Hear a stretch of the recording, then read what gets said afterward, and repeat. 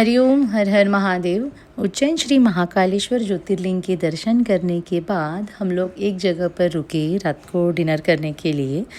पर कुछ ख़ास भूख नहीं थी तो हम लोग ने सिर्फ कोल्ड कॉफ़ी मंगवाई और थोड़ी देर वहाँ पर टाइम पास किया, क्योंकि हमारे साथ जो कुक थे वो खाना बना रहे थे, बस के बाकी लोग वहाँ पर डिनर कर रहे थे।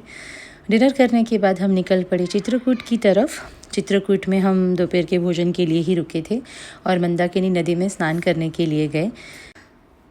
मंदाकिनी नदी में हमें राम घाट पर जाना था, पर रिक्शा वाले भैया ने कहा कि राम घाट पर बहुत भीड़ होगी, तो वो हमें एक दूसरे घाट पर लेके गए जहाँ पे पानी भी साफ़ था और भीड़ भी कम थी।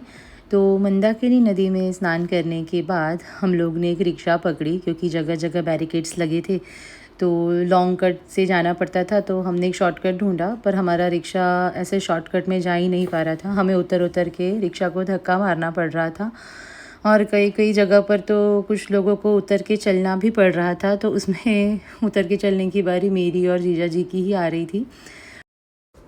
फाइनली हम लोग हाईवे पर पहुँचे। हाईवे पर पहुँचने के बाद हमने शुरू कर दी मस्ती।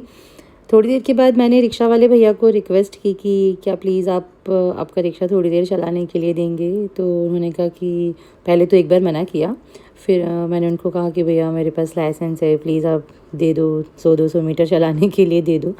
तो फाइनली जब हम बस के पास पहुँचे तो वो भैया ने मुझे रिक्शा चलाने के लिए दी, पर वो साथ साथ में ही चल रहे थे। उन्हें डर लग रहा था कि मैं कहीं रिक्शा ठोक ना दूँ।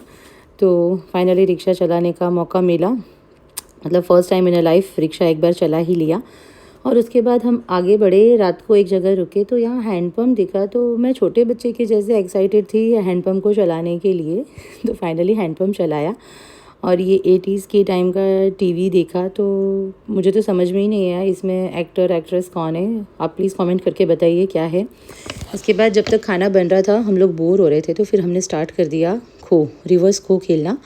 तो आप में से कितनों को आता है आप प्लीज़ कमेंट करके बताइए। तो थोड़ी देर सब लोग टाइम पास कर रहे थे, किसी किसी को तो आ ही नहीं रहा था। बार बार समझाने पर वही हाल थे। तो फाइनली हम लोग ने खूब मस्ती की वहाँ पर। हरिओम, हर हर महादेव। मिलते हैं अगले पड़ाव पर।